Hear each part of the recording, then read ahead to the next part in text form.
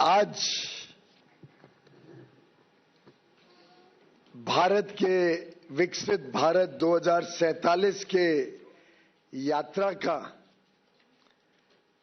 एक बहुत अहम दिन हम सब यहां पे एकत्रित हुए हैं। आपका स्वागत है। माननीय प्रधानमंत्री नरेंद्र मोदी जी के नेतृत्व में जिस प्रकार से प्रेसिडेंट डोनाल्ड ट्रंप और प्रधानमंत्री नरेंद्र मोदी जी ने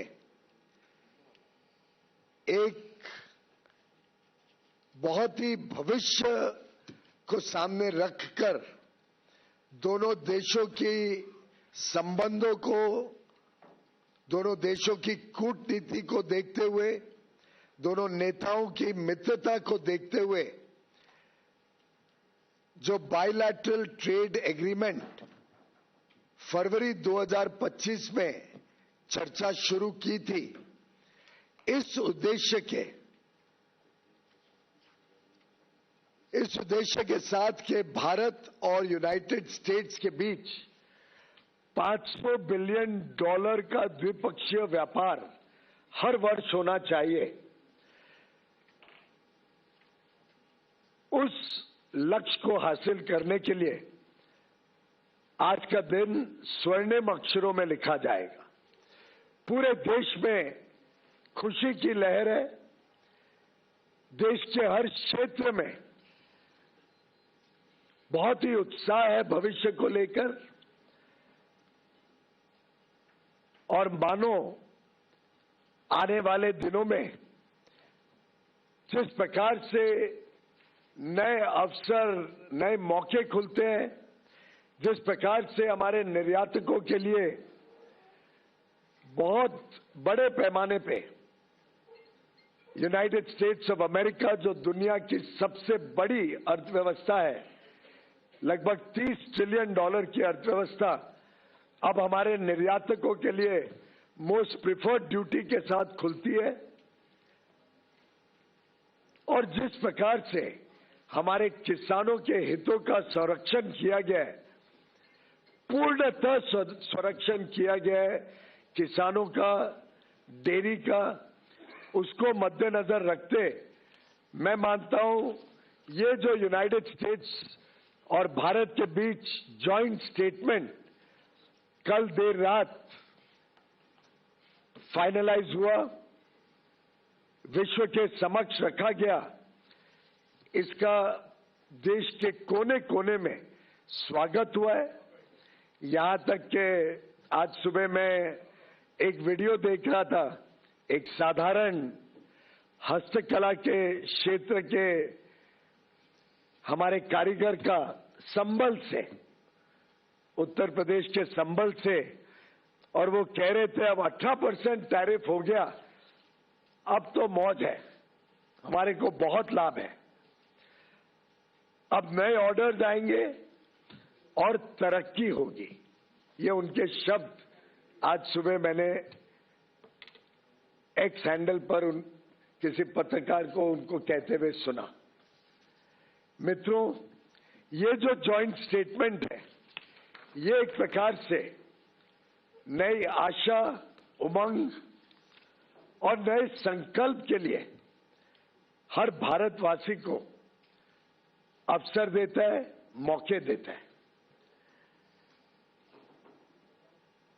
यूनाइटेड स्टेट्स ऑफ अमेरिका ने भारत के साथ अपने संबंधों को और मजबूत बनाने के दृष्टिकोण से जो बायलैटरल ट्रेड एग्रीमेंट का पहला अंश अब तय किया है, उसके तहत 50% की जो रेसिप्रोकल टैरिफ भारत के निर्यात के ऊपर अमेरिका में लगती थी, वो अब 50% से घटकर मात्र 18% लगेगी।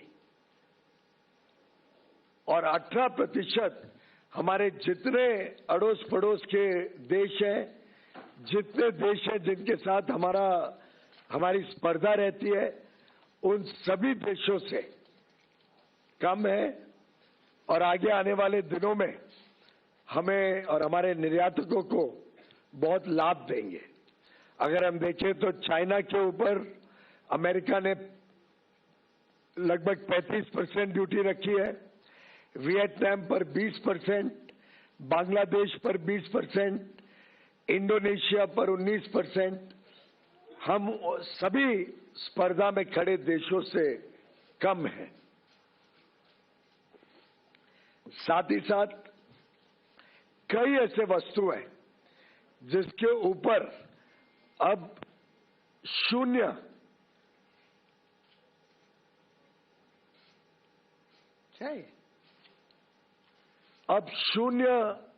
ड्यूटी लगेगी जब हमारे निर्यातक अमेरिका में, यूनाइटेड स्टेट्स ऑफ अमेरिका में सामान भेजेंगे। उदाहरण के लिए जेम और डायमंड्स पूरी तरीके से शून्य ड्यूटी लगेगी। फार्मास्यूटिकल प्रोडक्ट्स, जो भारत से दवाइयां बड़े रूप में जाती हैं, लगभग $13 बिलियन की, उस पे शून्य ड्यूटी लगेगी। स्मार्टफोन्स जो भारत से बड़े रूप में अमेरिका जाते हैं, उसमें आगे भी चलकर शून्य ड्यूटी ही लगी रहेगी। इस प्रकार से ढेर सारी ऐसी वस्तु हैं जिन पर आगे चलकर शून्य ड्यूटी लगेगी। कृषि के क्षेत्र में भी ऐसे कई सारे वस्तु हैं जो भारत से निर्यात होंगे अमेरिका में, जिस पर शून्य रेसिप्रोकल टैरिफ लगेगा, एडिशनल ड्यूटी शून्य हो जाएगी। उदाहरण के लिए स्पाइसेस, चाय, कॉफी और उसमें से बने वस्तु, कोपरा यानी कोकोनट और coconut oil, vegetable wax, areca nut, Brazil के नट, कैशू नट, चेस्टनट, कई सारे फल और कई सारी सब्जियां,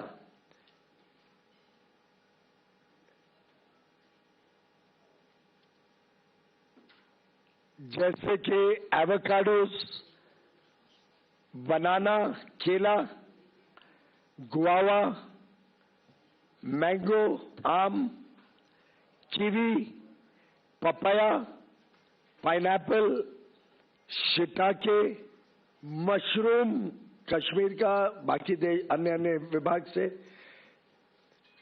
इसी प्रकार से वेजिटेबल प्लेटिंग का जो मटेरियल होता है, वेजिटेबल सैप, कुछ वेजिटेबल के रूट्स जैसे टैरो, बैम्ब्रा बीन्स, कुछ सीरियल्स जैसे बार्ले, कैनरी सीड्स, कुछ बेकरी के प्रोडक्ट्स, कोका और कोका से बने हुए वस्तु, sesame seeds, poppy seeds, processed food, banana pulp के शेप में, सिट्रस के जूस, गुआवा और मैंगो का पेस्ट, पाइनएप्पल का जैम। अब ये सभी वस्तुओं पर जो हमारे किसान भारत में बनाते हैं, इस पर अमेरिका में रेसिप्रोकल टैरिफ 50% से घटकर शून्य हो जाएगा, शून्य। इसी के साथ साथ कई सारे और वस्तु जो भारत से निर्यात होते हैं, जिसमें अमेरिका रेसिप्रोकल टैरिफ शून्य करेगा।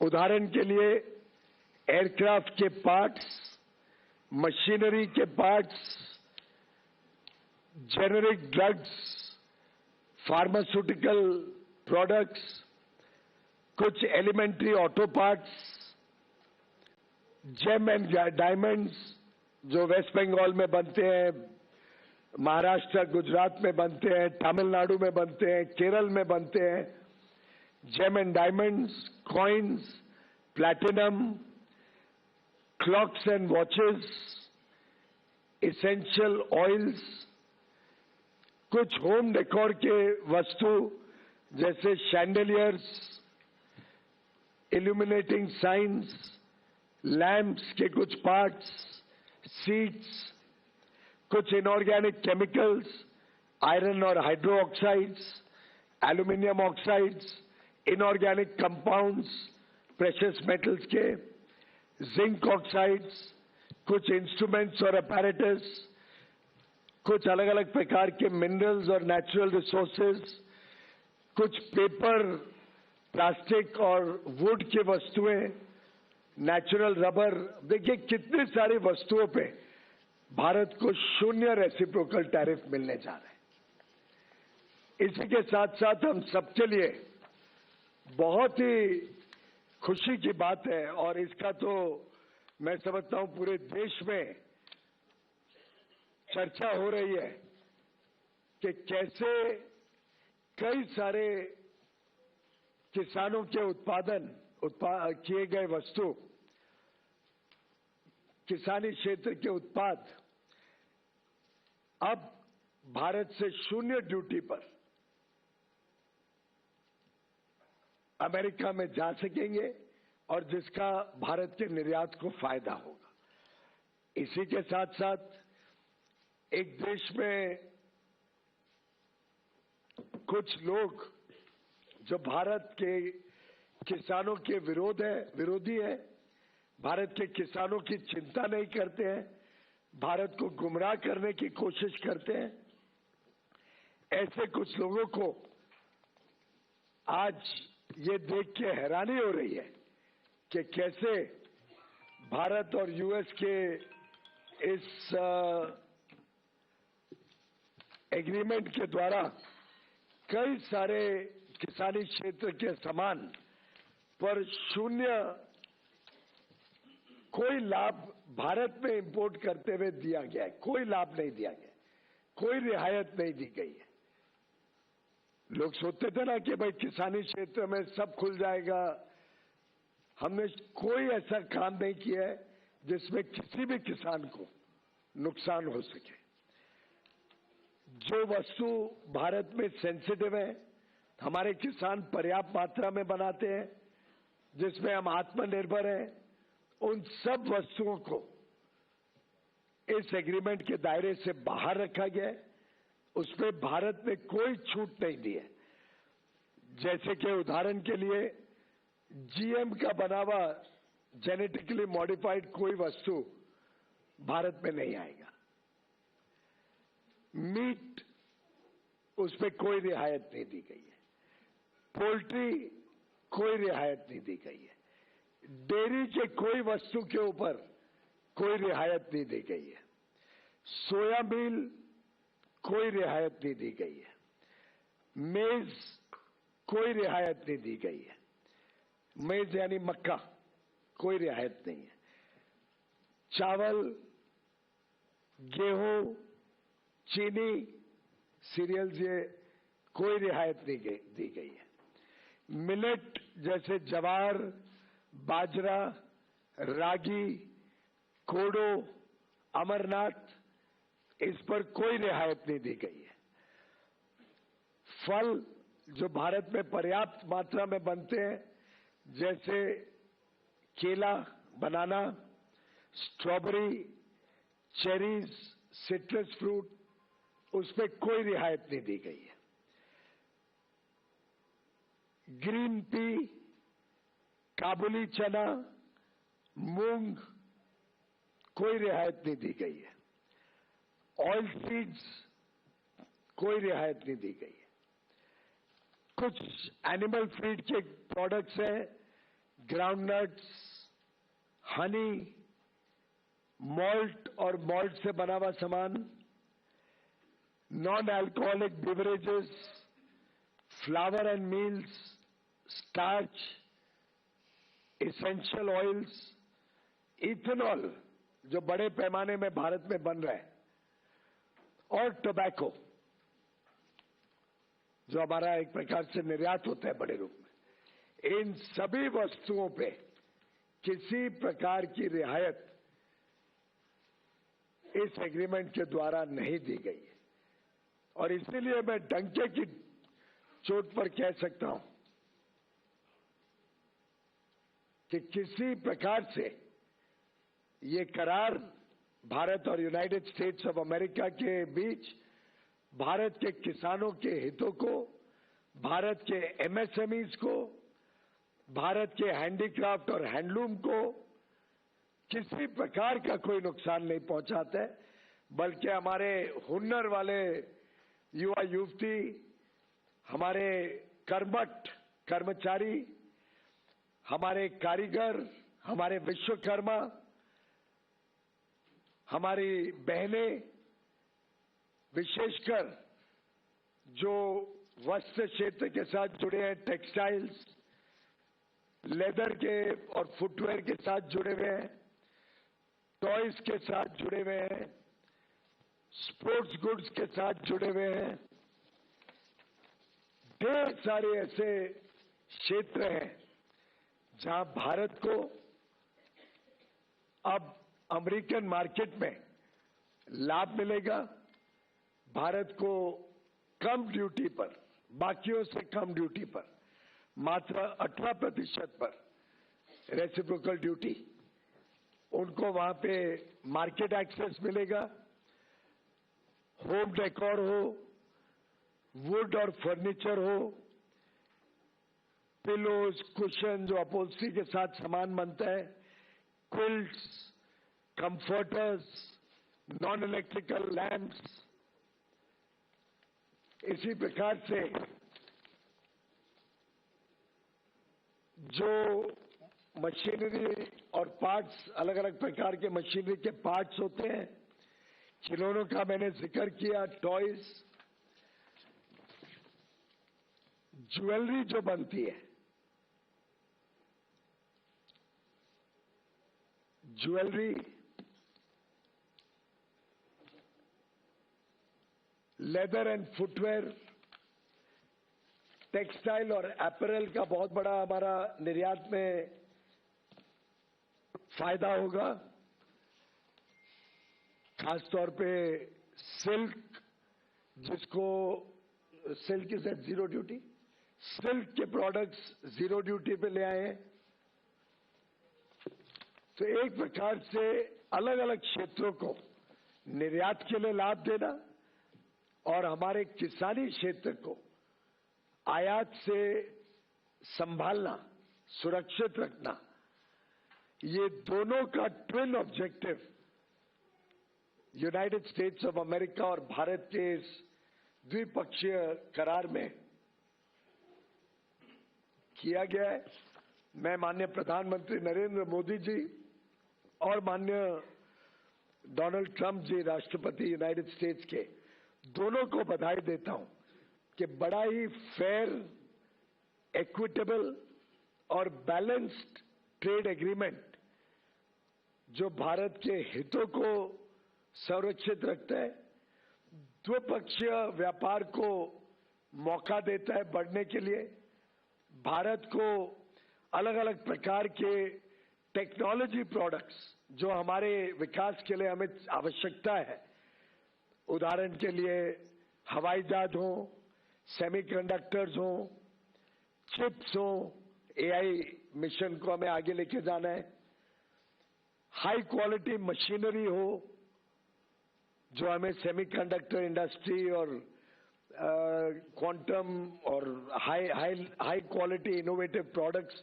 जो भारत में लगते हैं, इन सबको अब भारत में मौका मिलेगा। भारत के उपभोक्ताओं को लाभ देने का मौका मिलेगा या नए रोजगार के अवसर खड़े करने का मौका मिलेगा, भारत की अर्थव्यवस्था को तेजी से आगे लेके जाने का। मैं समझता हूं ये समझौता हम समर्पित करते हैं भारत के निर्यातकों को, ये समझौता हम समर्पित करते हैं भारत के किसानों को, ये समझौता समर्पित है भारत के सूक्ष्म, लघु और मध्यम उद्योग एमएसएमईज को, ये समझौता समर्पित है भारत के कामगारों को, युवाओं को, बहनों को, मछुआरों को और लाखों करोड़ों लोगों को इस बहुत ही बेहतरीन करार से बड़े पैमाने पे रोजगार के अवसर, उद्योग के अवसर, उद्यमी बनने के अवसर, स्टार्टअप शुरू करने के अवसर, व्यापार करने के अवसर अलग अलग क्षेत्रों में मिलेंगे। मेरा पूरा विश्वास है कि 140 करोड़ देशवासी पुनः एक बार दिवाली मनाएंगे, खुशहाली मनाएंगे। और इस साल तो 12 महीने में हमने इनकम टैक्स का देखा 12 लाख रुपए तक की छूट। हमने इसी साल में जीएसटी में ऐतिहासिक लगभग हर एक रोजमर्रा की वस्तुओं पे बड़ी छूट देखी। हमने इसी साल में ढेर सारे विकसित देशों के साथ फ्री ट्रेड एग्रीमेंट करके हमारे निर्यातकों के लिए बड़ा बाजार खोला है।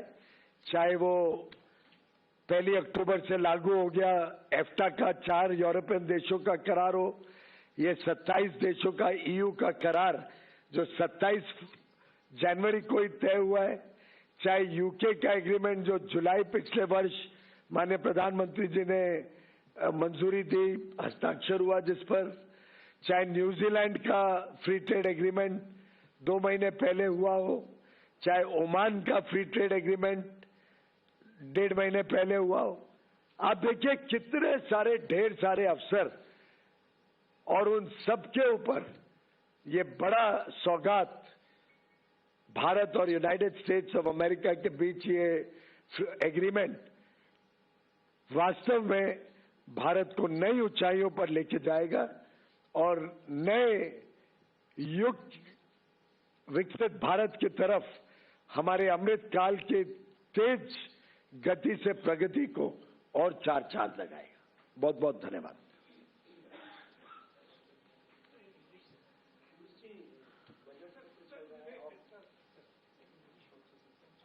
नहीं, पहले प्रश्न ले लेते हैं फिर बात है। सत्र चल रहा है, ऑपोजिशन ये कह रहा है कि सरकार कह रही है कि ये डील बहुत अच्छा है, तो सदन में इस पर चर्चा हो जाए तो पूरा देश जान पाएगा कि आखिरकार हितों के साथ समझौता हुआ है या नहीं हुआ है। मैं समझता हूं कि सभी जानकारियां सबके समक्ष रखी गई हैं और संसद में क्या करना है नहीं करना है वो तो माननीय स्पीकर और माननीय चेयरमैन ही तय कर सकते हैं।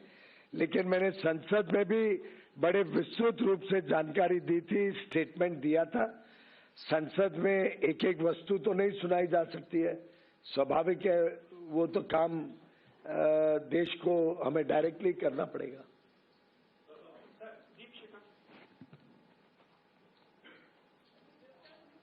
Mike. So could you also share the list of items on which India would be reducing duty to zero for American products?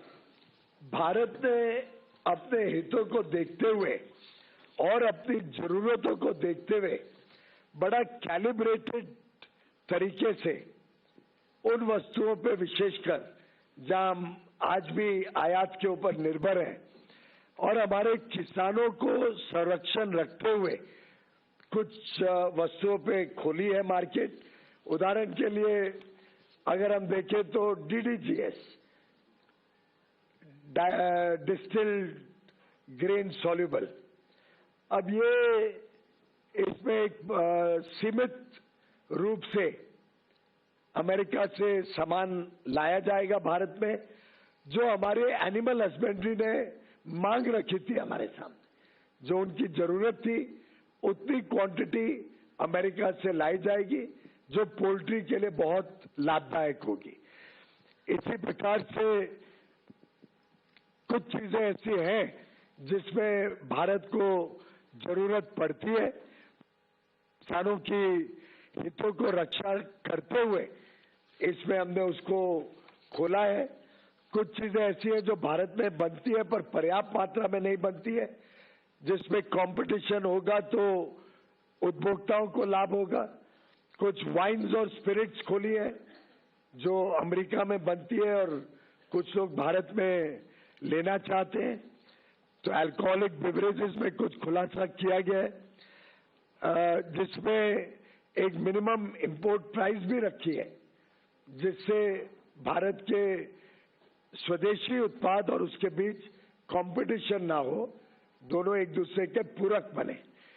तो कुछ चीजें हम 20 साल से जब यूपीए की सरकार चल रही थी तब से इंपोर्ट चलते आ रहे हैं, जैसे पिस्ता है, वॉलनट है, आलमंड है, कुछ लेंटिल है, कुछ चीजें वर्षों वर्षों से निर्यात होते जा रही हैं। उन चीजों के ऊपर हमने फेस्ड एलिमिनेशन कुछ चीजों पर, और जो हमारी जरूरत है कुछ चीजों पर शुरू से ही उनको छूट दी है। वैसे ही मैंने जैसे पहले बताया, इंडस्ट्रियल प्रोडक्शन में बहुत सारे ऐसे वस्तु हैं जो भारत की जरूरत है। कई सारी दवाइयां हैं जो बहुत इनोवेटिव हैं, कैंसर के ट्रीटमेंट के लिए, हार्ट के ट्रीटमेंट के लिए, न्यूरो ट्रीटमेंट के लिए, पीडियाट्रिक ट्रीटमेंट के लिए, जो महंगी हो जाती है ड्यूटी लगने से। ऐसे कई सारे वस्तु जो देश हित में है, जनहित में है, उनको खोला गया है। ऐसे ही हमारे उपभोक्ताओं के लिए कॉस्मेटिक्स कुछ खोले गए हैं जो कंपटीशन लाएंगे, चीजों को सस्ता करेंगे भारत में। ऑर्गेनिक और इनऑर्गेनिक केमिकल्स भारत में काफी इंपोर्ट होते हैं, उसमें ड्यूटी कम की गई है। कंप्यूटर से रिलेटेड कई प्रोडक्ट्स आज भी विदेश से आते हैं। हम चाहते हैं कि वो ऐसे देशों से आए जहां पे फ्री ट्रेड है और जहां पे दोनों द्विपक्षीय ट्रेड है, तो उसमें हमने रियायत दी है। कुछ मेडिकल डायग्नोस्टिक रीजेंट्स होते हैं, मेडिकल डिवाइसेस हैं कुछ जो भारत की आवश्यकता है, कुछ फाइबर स्कोप्स हैं, लैप्रोस्कोप्स हैं, एक्सरे के कोई वाल्व लगते हैं। ऐसे करके बहुत चोजन प्रोडक्ट्स, और हमने देखा कि इन प्रोडक्ट्स में आज भी भारत $26 बिलियन का इंपोर्ट करती है, जिनको खोला गया है। कुछ प्रोडक्ट्स को कुछ समय सीमा में खोला गया है जिसमें ट्रांजिशन पीरियड मिले और भारत के मैन्युफैक्चरर्स को पर्याप्त समय मिले एस्टैब्लिश होने का। इसमें भी कुछ मेडिकल डिवाइसेस हैं जैसे पेसमेकर्स, कुछ पेट्रोलियम और गैस की मशीनरीज हैं, कुछ डायग्नोस्टिक इंस्ट्रूमेंट्स हैं, इमेजिंग अपैरेटस है, हार्ट लंग मशीन्स हैं, हियरिंग एड सिस्टम्स हैं, आर्टिफिशियल जॉइंट्स हैं। जो चीजें भारत में हम डेवलप भी कर रहे हैं, पर साथ साथ में विदेश से आएगा, स्पर्धा होगी, तो हमारे उपभोक्ताओं को अच्छी गुणवत्ता का भी माल मिलेगा और सामान भी सस्ता रहेगा, एफिशिएंसी आएगी इंडस्ट्री में। और कुछ थोड़े बहुत प्रोडक्ट्स हैं जहां पे हमने टैरिफ का एक कोटा दिया है जिसमें टैरिफ रिडक्शन की है। तो इस प्रकार से भारत के ऑफर्स हैं। स्वाभाविक है, कोई भी द्विपक्षीय जब करार होता है तो दो तरफा होता है और दोनों तरफ को लाभ होता है, तभी वो आगे फलता फूलता है। Piyush sir, has India agreed not to import Russian oil as mentioned in Trump executive order? ये इसकी जानकारी आपको दे पाएंगे। सर, कपास और सेब जो आपने जो लिस्ट आई है एक प्रोडक्ट्स की, उसमें कपास और सेब का क्या स्टेटस है? क्या उसके लिए हमने बाजार खोला है? इन दोनों के ऊपर आज के दिन भी इंपोर्ट भारी मात्रा में होता है। उदाहरण के लिए सेब आज भी 6 लाख टन इंपोर्ट होता है। अमेरिका से भी सेब बड़े पैमाने पे इंपोर्ट होता है। आज जो इंपोर्ट हो रहा है वो 50 रुपए मिनिमम इंपोर्ट प्राइस पे इंपोर्ट होता है और उस पे 50% ड्यूटी यानी 25 रुपए। तो एक प्रकार से सेब के किसानों को संरक्षण देने के लिए 50 मिनिमम इंपोर्ट प्राइस, उस पे 25 ड्यूटी, 75 रुपए आज एक फ्लोर है जिससे नीचे इंपोर्टेड माल नहीं आ सकता है। और 6 लाख टन आज भी आ रहा है क्योंकि हमारी खपत ज्यादा है और हमारी प्रोडक्शन उस पैमाने पे कम है और खपत बढ़ते जा रही है जैसे जैसे लोगों की और ज्यादा जरूरतें या डिमांड बढ़ते जा रही है, खपत भी बढ़ रही है। उसके बावजूद जितना आज अमेरिका से इंपोर्ट होता है उससे कम कोटा आज अमेरिका को कंसेशनल ड्यूटी पे दिया गया है। उस पर भी मिनिमम इंपोर्ट प्राइस 80 रुपए रखी गई है और 25% ड्यूटी, यानी 80 रुपए का मिनिमम इंपोर्ट प्राइस, 25% ड्यूटी यानी 20 रुपए।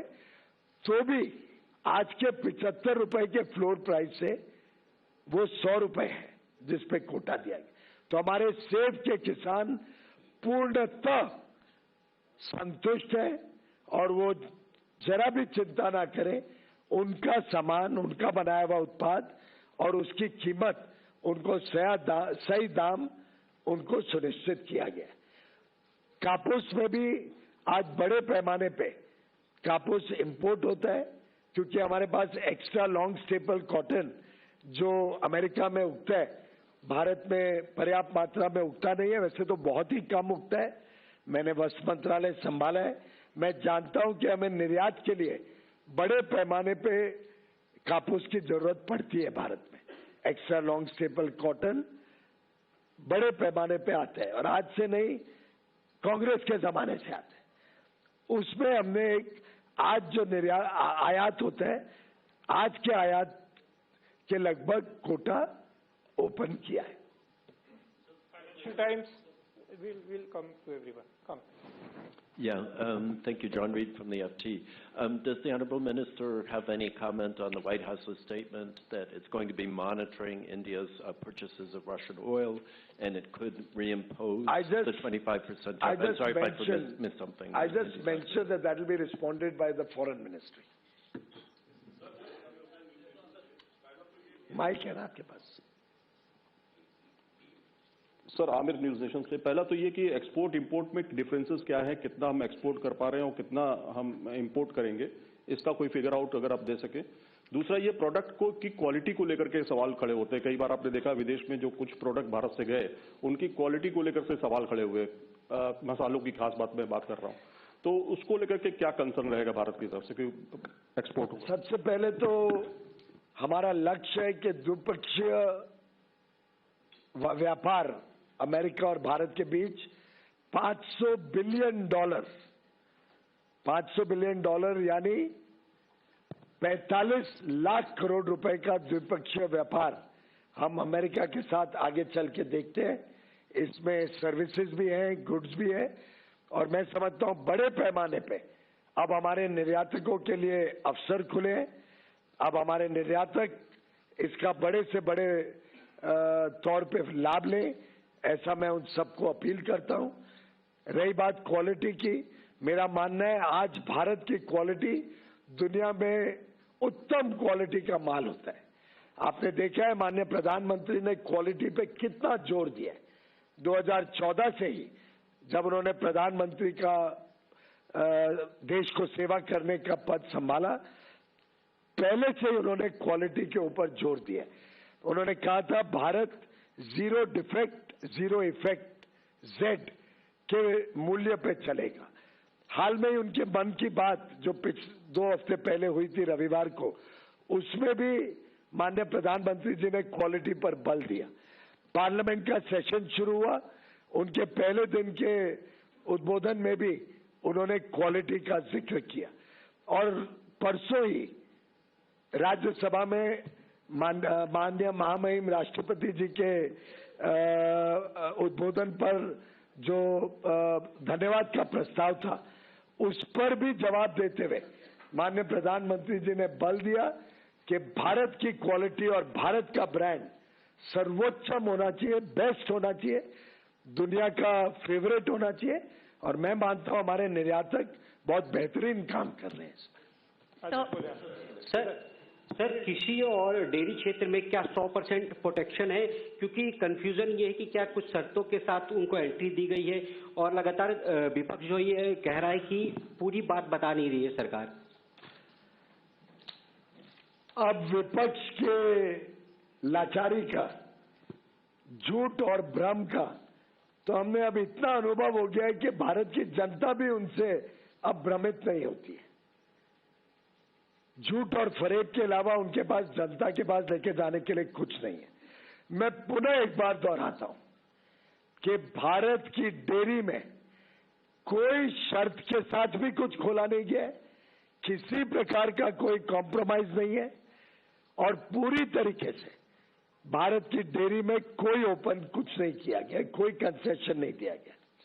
इसी के साथ साथ जो भारत के प्रमुख कृषि क्षेत्र के उत्पाद हैं, और मैंने बड़े विस्तार से कहा, मैं चाहूंगा कि उसका इंफोग्राफिक्स भी हम लगा दें, तो दोनों चारों टीवी पे आपको एक इंफोग्राफिक भी एक बार देख लीजिए। हमने जो मेन इंडिया के प्रोडक्शन है, जिसमें मीट है, पोल्ट्री है, डेयरी है, जीएम फूड प्रोडक्ट्स हैं, सोयाबीन है, मेज है, सीरियल्स है, मिलेट्स है, ज्वार, बाजरा, रागी, कोडो, अमरांत, फल है, केला, स्ट्रॉबेरी, चेरी, सिट्रस फ्रूट यानी मेरे ख्याल से संतरा वगैरह, ग्रीन पीस, काबुली चना, मूंग, ऑयल सीड्स, कुछ एनिमल फीड के प्रोडक्ट्स, ग्राउंडनट, हनी, मॉल्ट और उसके extract, non alcoholic beverages, flower और मील्स, स्टार्च, कुछ एसेंशियल ऑयल्स, इथेनॉल और टबैको। अब इतने ये वस्तु एक बार मोटे और भी है, जिसके इंफोग्राफिक्स आप सबको शेयर भी हो जाएंगे, स्क्रीन पे भी लगातार दिखाए जाएंगे। इन सबको जब हमने कोई छूट, कोई रियायत, कोई शर्त या बिना शर्त किसी प्रकार से भी कोई कॉम्प्रोमाइज नहीं किया, तो मैं समझता हूं भारत के किसान आज खुशहाली मनाएंगे और पूरी तरीके से संतुष्ट हैं। Sir, Karishma from Business Today. Congratulations to you. So you spoke of some limitations on imports, like you mentioned about apples and also particular quantities for DDGS. So is this going to be more quota based, and if the yes, it'll for be all quota the based. imports? Not necessarily. It depends. There are some items we don't make in India. So we have done a very calibrated opening depending on India's needs and India's current situation. Sir, this is Archit from Business Standard. Sir, दो छोटे सवाल हैं. एक तो जो $500 billion का trade होगा, उसमें एनर्जी इंपोर्ट का कंपोनेंट क्या होगा, और सरकार का क्या अनुमान है कि रूस से हटकर अगर हम अमेरिका से ऑयल इंपोर्ट करेंगे तो खर्चा कितना होगा.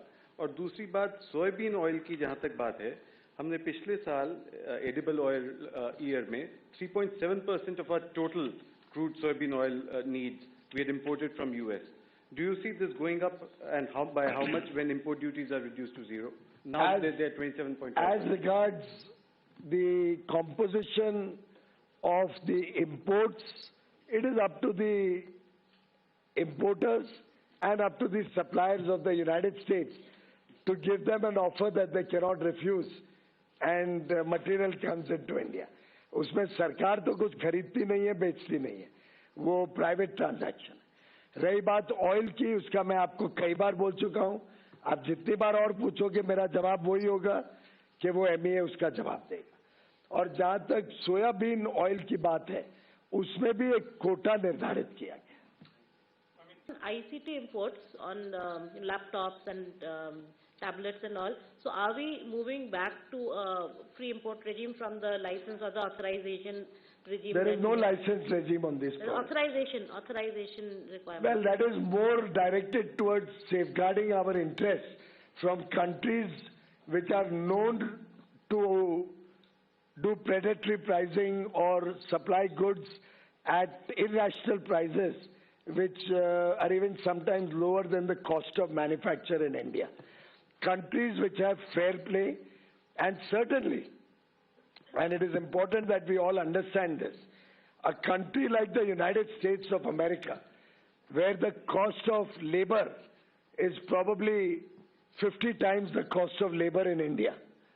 A country like the United States of America with a per capita income of $90,000 nearly, versus India, which is at $3,000 per capita. There is certainly no competition. We actually complement each other. And for our national security, we will certainly need many ICT products. For example, NVIDIA chips. We will certainly need AI equipment. We will certainly need data centers if we have to remain abreast with what is happening in the world. If our IT companies have to reorient themselves to start becoming more in tune with the needs of the world, we will need these important ICT products. It is a big win. I repeat, it is a big win for India that America has agreed to provide us all these ICT products, which are the need of the hour in our country. Sir, mike उठा लीजिए। यहाँ से smartphone वगैरह जाता है और electronics component जो export होते हैं, उस पे स्टेटस क्या होगा? और दूसरा सर, जॉइंट स्टेटमेंट में जो लास्ट का चौथा पॉइंट है, उसमें कुछ बोला गया है ऐसा कि यूएस और इंडिया जो है आगे भी टैरिफ कम करने पे बातचीत करते रहेंगे, जो 18% अभी हुआ है, ऐसा ये अगर मैं गलत हूँ तो सही करिएगा सर। सबसे पहली बात तो स्मार्टफोन्स आगे भी जीरो ड्यूटी पे भारत से एक्सपोर्ट होते रहेंगे। उनका निर्यात जीरो ड्यूटी पे आगे भी चलेगा, जो एक प्रकार से बड़ा एज देता है भारत के स्मार्टफोन इंडस्ट्री और मैन्युफैक्चरर्स को। और स्वाभाविक है, हम तो बड़े लक्ष्य के साथ दुनिया के साथ काम कर रहे हैं। भारत अब कमजोर नहीं है। भारत एक आत्मनिर्भर और आत्मविश्वास से भरा हुआ देश है, और हम चाहेंगे कि आगे भी हम यूनाइटेड स्टेट्स के साथ अपने रिश्ते और सुधारें और नई चीजों पे चर्चा करें। तो ये पहला फेज है। आगे हम और देखेंगे कि क्या द्विपक्षीय लाभ जो दोनों तरफ को लाभ मिल सकता है, उन चीजों पे आगे चर्चा करें। Madam, Rita from CNN News 18. I would like to ask you, sir, how this deal will complement the Make in India? The very fact that America has innovation and technology far superior to any other country in the world, but because of their high cost of production and labor, there are many products which they are not able to compete in the world markets at affordable prices. Provides a huge, unique opportunity for American innovation to produce in America for the needs of America and to collaborate with friendly countries, trusted democracies like India, to work together to manufacture in India to capture world markets. Therefore, we complement each other. Bharat और America एक दूसरे के पूरक है. We complement each other. हम स्पर्धा नहीं करते. We don't have a competition with each other. हाँ जी, हेलो सर, ये जॉइंट स्टेटमेंट, असीम हूँ CNBC आवाज से। ये जो जॉइंट स्टेटमेंट है उसमें लिखा गया है कि वाइन एंड स्पिरिट्स के बाद एडिशनल प्रोडक्ट, तो एडिशनल प्रोडक्ट कौन से हैं और इसे इतना ओपन एंडेड क्यों छोड़ा गया है जॉइंट स्टेटमेंट के अंदर? दो तरफा बातचीत आगे भी चलती रहे, वो भारत के हित में है। और अगर फेयर, एक्विटेबल और बैलेंस्ड ट्रेड आगे और बढ़ता है तो मैं समझता हूं उसका तो स्वागत ही करना चाहिए। Sir, I am Prashant from Asianet News. How will this help the marine industry in India, and also are the American cars included in this agreement? The marine industry is already celebrating, and I compliment the fishermen and the seafood exporters, because when the duty went up to 50%, they looked for alternate markets, and the government helped them open up markets in other geographies. For example, the whole European Union opened up a big market opportunity, and despite a fall in US exports, we saw a 20% increase in seafood exports in the last few months. Now, with seafood also coming down to 18%, they will have a double benefit. They have new markets which they have opened up, and they will also be able to supply to the American market. So I saw some news reports that seafood exporters are celebrating in all the coastal areas, particularly in Kerala. Seafood and fishermen are celebrating, particularly in Tamil Nadu. Seafood and fishermen are celebrating in Maharashtra, in Gujarat, in Andhra Pradesh, in Odisha. There's a wave of happiness amongst the seafood exporters. Sir Manohar Singh Univarta से मेरे sir छोटे छोटे 2-3 सवाल हैं। एक तो मैं चाहूँगा जानना कि जो TRQ का हमने प्रोटेक्शन लिया है, क्या टैरिफ रेट कोटा का, सेब और कॉटन के अलावा हमें किन किन वस्तुओं पे हमने व्यवस्था रखी है। दूसरा जो हमारा स्टील और एल्युमिनियम प्रोडक्ट है, जिसको नेशनल सिक्योरिटी एक्ट के तहत राष्ट्रपति ट्रंप ने उसको जो है उनके आयात पे हमारे जो प्यूनिटिव या प्रोटेक्टिव टैरिफ लगाए कई प्रोडक्ट्स हैं जिसपे टैरिफ रेट कोटा रखा गया, तो लिस्ट बड़ी लंबी है, समय पर आपके पास आ जाएगा। और जहाँ तक स्टील और एल्युमिनियम का सवाल है, वो पूरे विश्व के ऊपर उन्होंने 50% टैरिफ लगाया, तो वो टैरिफ पूरे विश्व में सबके ऊपर सेम है, जितना भारत पे उतने बाकी सब देशों पे भी है। हाँ जी sir, media one sir, major announcements include bring the mic close. Sir, Dhanaswamy from Media One. Major announcements include free trade and Russian oil announced by Donald Trump. Could you join? I mean, they have said it so many times, the MEA will respond to that. Anybody else? This is. Hello. Sir, Rishabh with NDTV Profit. Here, sir. The statement also mentions that US-India will work together to address non-market policies of third parties. Is that a reference to our northern neighbor? What is the process there? समझने वाले समझ गए।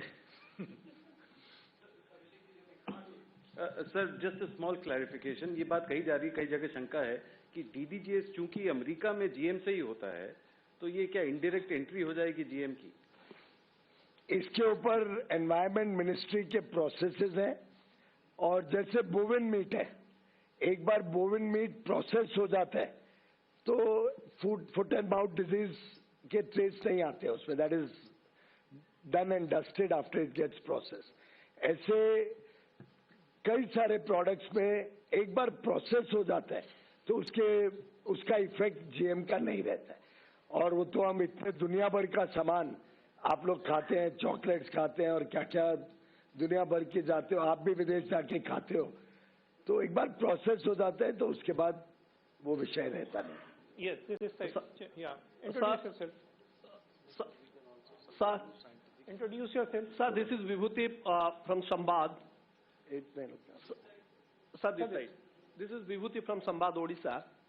So I want to ask you one thing. As you know, sir, Odisha is a very fast-growing state in strawberry. And what is your specially plan for import and export about strawberry situation अभी क्या है? और second चीज है कुछ pesticides product को लेके last time US has done problem on mangoes. So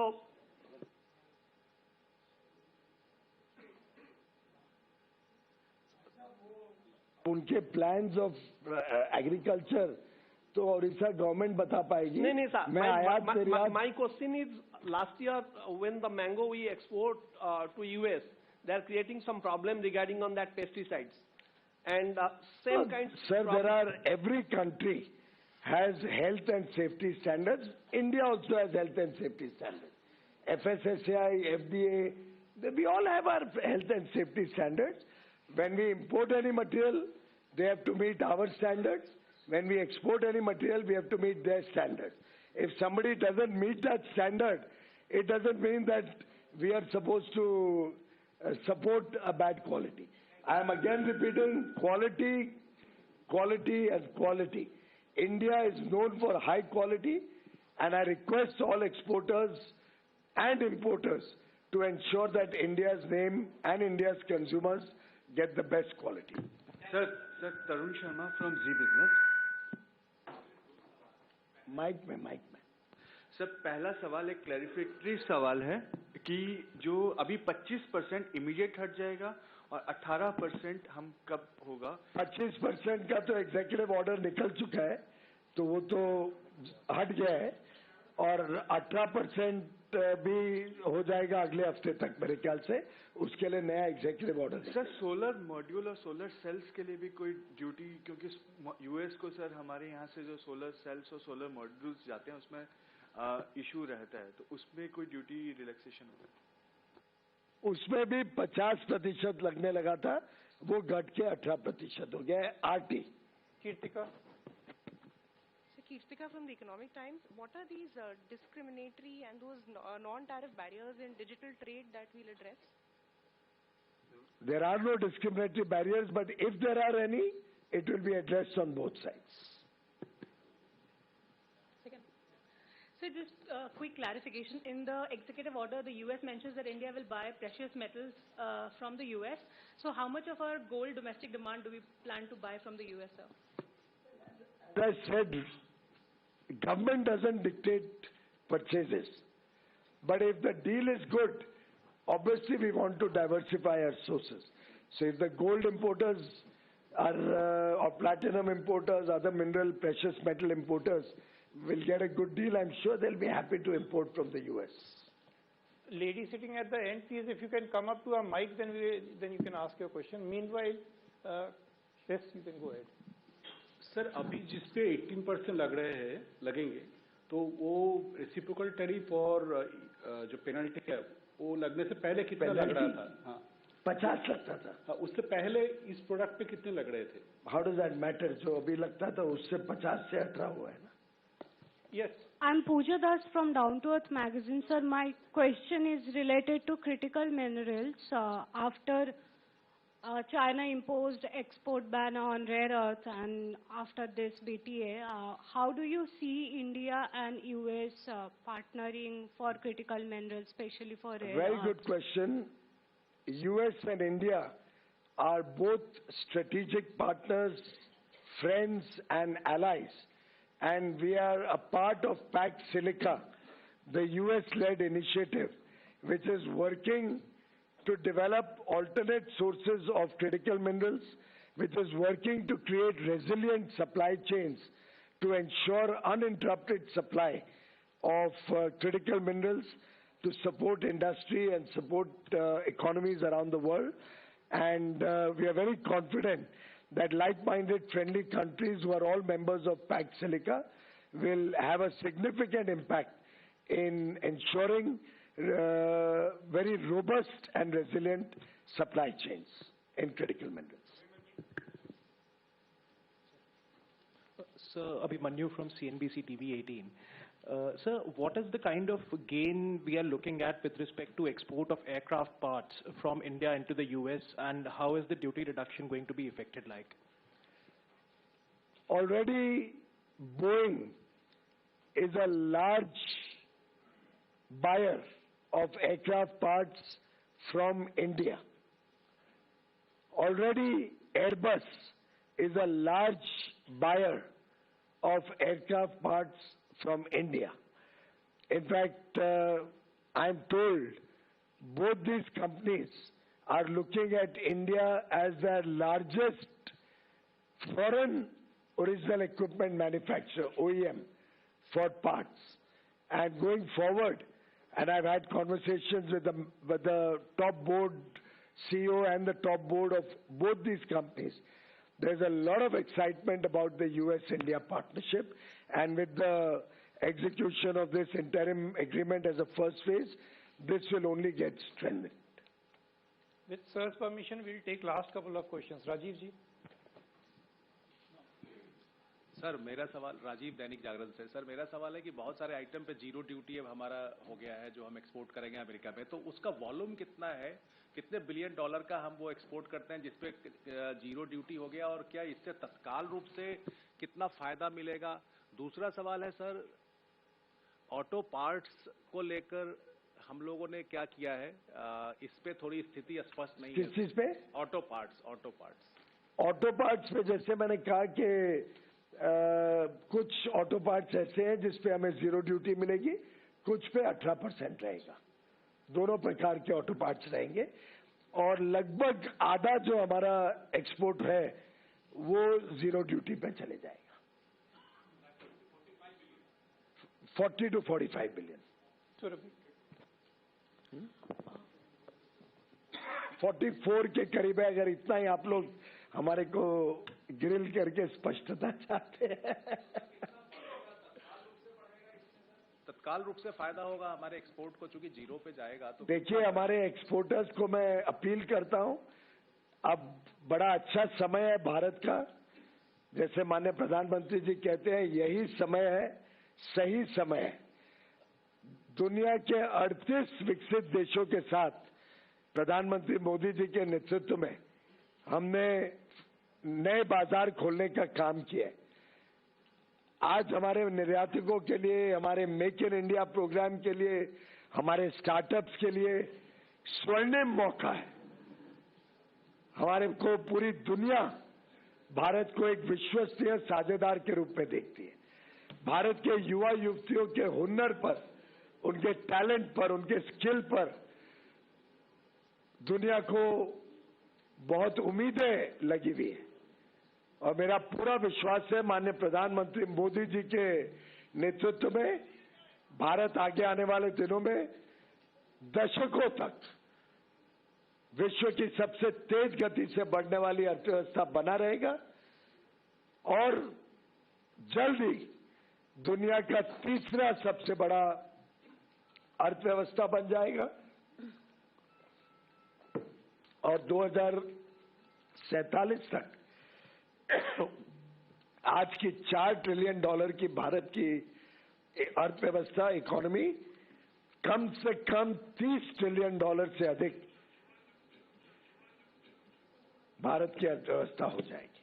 बहुत बहुत धन्यवाद मित्रों। मैं समझता हूं, जैसे माननीय प्रधानमंत्री मोदी जी ने कहा, अब भारत फ्यूचर रेडी है। राष्ट्रपति के अभिभाषण पर राज्यसभा में माननीय प्रधानमंत्री जी ने वाक्य इस्तेमाल किया था, भारत अब फ्यूचर रेडी है। मैं समझता हूं कि इस आज के एग्रीमेंट से, यूएस के साथ एग्रीमेंट जिसकी महीनों से सभी को इंतजार थी, मैं एक एक एग्रीमेंट करता था, आपके पास आता था, आप सीधा पूछते थे यूएस का कब हो रहा है। तो मैं समझता हूं ये एग्रीमेंट होने से किसान भी सुरक्षित, देश भी विकसित, और भारत फ्यूचर रेडी बन गया है। बहुत बहुत धन्यवाद। You want an English statement also? Are there English channels? So those who don't want it can leave, those who want it can stay.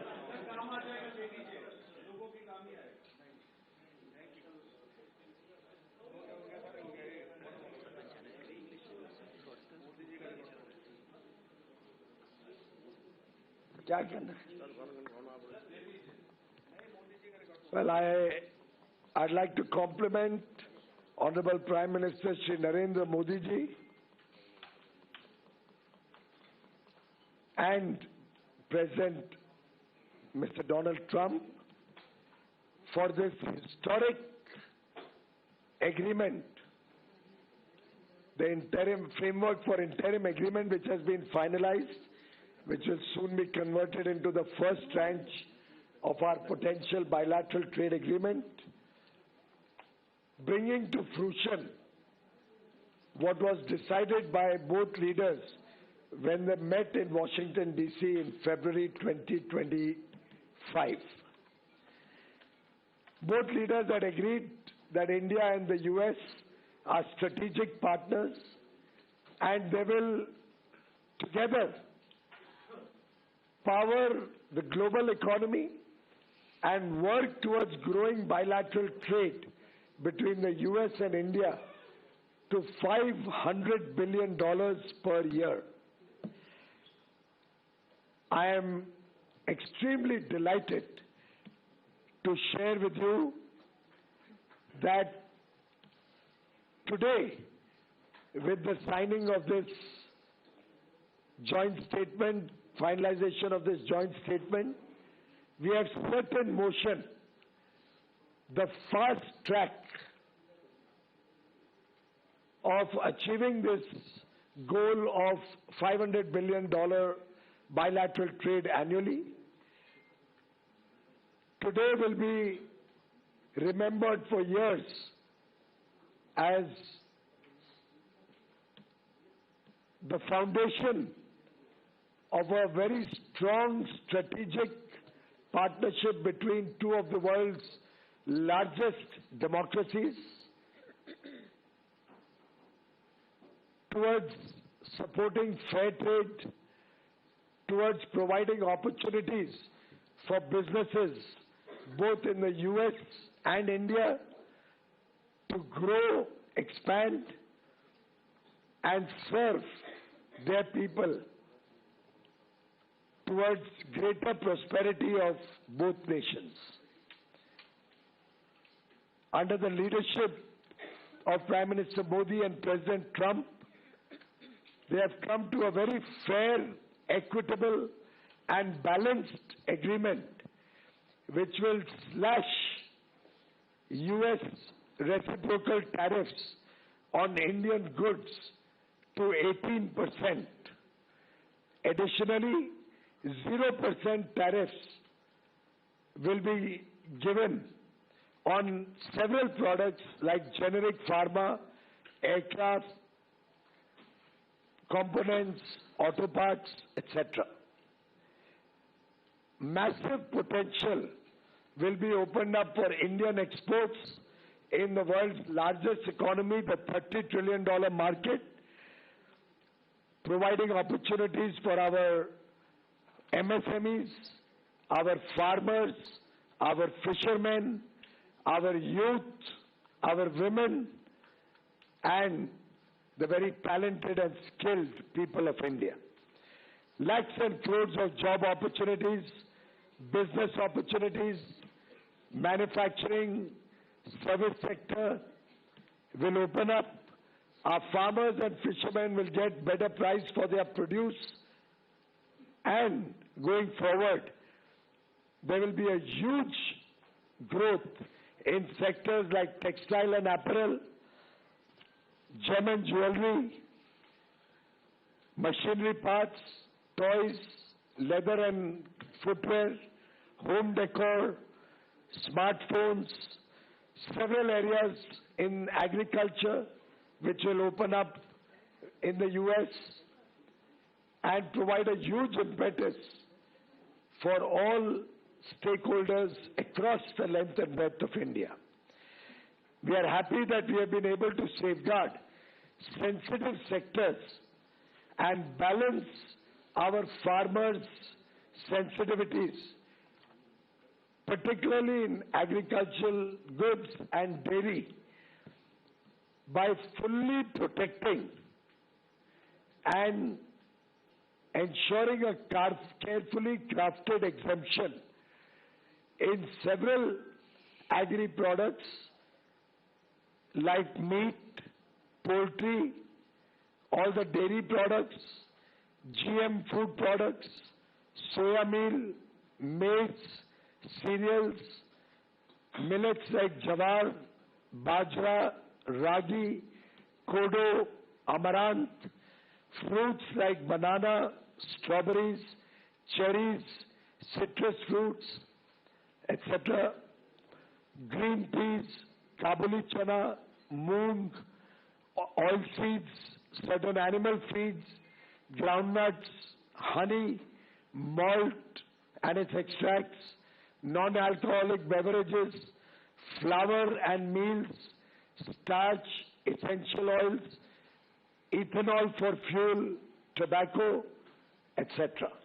So I think it's truly an agreement that will give huge impetus both to farmers, fishermen and industry in India, and will also open up a huge opportunity for India in modern areas like data centers, artificial intelligence, quantum computing, where we will get equipment, high quality chips, high quality ICT goods, high quality innovative machineries, where we can import high quality pharma products, medical devices, other products for which the United States is very well known and will help us in expanding trade on both sides so that India and United States continue to grow together for the shared prosperity of